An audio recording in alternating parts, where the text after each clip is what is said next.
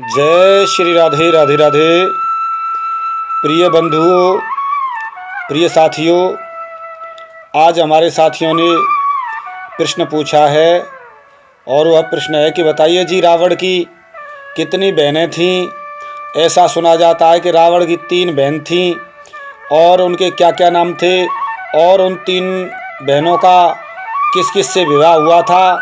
और रावण की जो बहन थी शूर्पणखा, उसको ये दंडकारण्य और शूर्पणखा का क्या संबंध था, और मथुरा और रावण की बहन का क्या संबंध था, और परलंका और रावण की बहन का क्या संबंध था, तो मथुरा से क्या संबंध था। इस तरीके से साथियों उन्होंने बड़े गहरे प्रश्न पूछे हैं। धन्यवाद। ये हमारे साथी बड़े जानकार हैं और बहुत ही ध्यान देते हैं। धन्यवाद आपको। और आपके प्रश्न का उत्तर हम शास्त्रों से ढूंढकर दे रहे हैं और इसको ढूंढने में बड़ा समय लगा है। तो साथियों सुनिए हमारे इस चैनल पर आपकी बात का प्रश्न का उत्तर, क्योंकि हम जो भी बात कहते हैं प्रमाण से कहते हैं। कोई भी विद्वान कभी भी पूछ सकता है, क्योंकि ये ANDRAMN और इस तरीके से हम लोग दिव्य ग्रंथ कॉपी कोड और ये 149 से हम देने जा रहे हैं साथियों। तो सुनिए साथियों आपके प्रश्न का उत्तर। तो बात यहाँ से शुरुआत होती है साथियों। और एक बात और, अगर आप हमारे चैनल पर नए सब्सक्राइब नहीं किया है तो कर लीजिए। कि बात यहाँ से शुरुआत होती है कि रावण की एक बहन थी। पहली बहन, रावण की 3 बहनें थीं। वो कैसे कैसी थीं वो अलग बताएंगे। खास बहन तो एक ही थी जिसको शूर्पणखा कहते हैं। दूसरी बहन मौसी की थी और उनका भी नाम बताने के लिए जा रहे हैं। तो रावण की जो मुख्य बहन थी शूर्पणखा, तो शूर्पणखा का विवाह रावण ने विद्युज्जिन्व से कर दिया था। शूर्पणखा के जो पति थे उसका नाम विद्युज्जिन्व था। उसका विवाह, शूर्पणखा का विवाह विद्युज्जिन्व से कर दिया था। और अंत में फिर युद्ध में वो शूर्पणखा का जो पति था विद्युज्जिन्व मारा गया था। और जिस समय शूर्पणखा का विवाह रावण ने विद्युज्जिन्व से किया था, तो उस समय रावण ने शूर्पणखा को दहेज के रूप में दंडकारण्य वन को दिया था। जो दंडकारण्य वन है जिसमें राम जी भ्रमण कर रहे थे, और उसी वन में शूर्पणखा का नाक कान काटे थे, क्योंकि शूर्पणखा अपने वन में वहीं विचरण करती रहती थी। उसी दंडकारण्य में राम जी गए थे।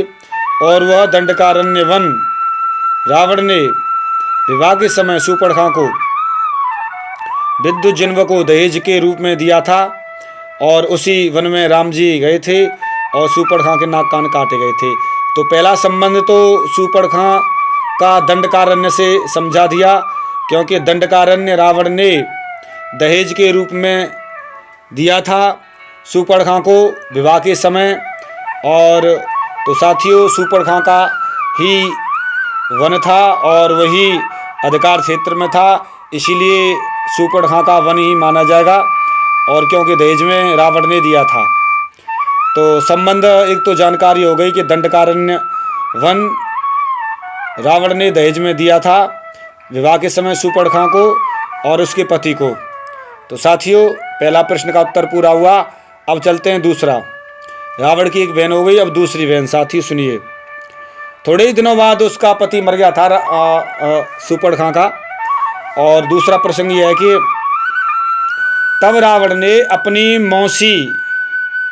मौसी के लड़के त्रिसरा, खरदूषण आदि थे साथियों। लेकिन रावण की एक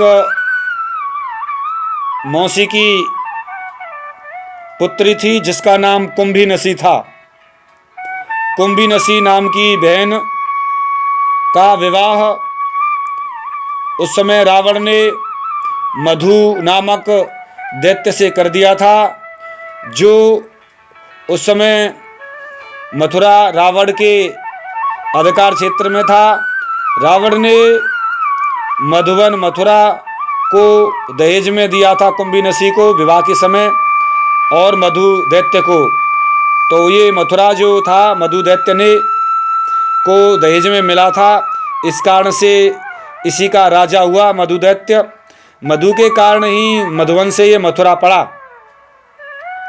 पहले इसका नाम मधुवन था और मधु राजा होने के कारण और इस मधु का अधिकार क्षेत्र मथुरा हुआ और मथुरा मधु को दहेज में मिला था। तो साथियों, दूसरा प्रश्न ये हुआ कि मथुरा का और संबंध कुंभीनसी से, मधु से, क्योंकि ये भी दहेज में दिया था कुंभीनसी बहन को और उस कुंभीनसी का विवाह मधु से हुआ था और मधु उस समय यहाँ के राजा थे, मधुवन के, मथुरा के, और यह दहेज में दिया था। दहेज में देने के कारण से परंपरा से मधु का पुत्र लवणासुर हुआ और वह शत्रुघ्न जी ने मारा था।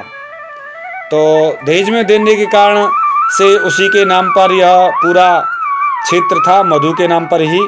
तो साथियों, दूसरे प्रश्न का उत्तर पूरा हुआ। अब चलते हैं साथियों तीसरे प्रश्न का उत्तर देने के लिए।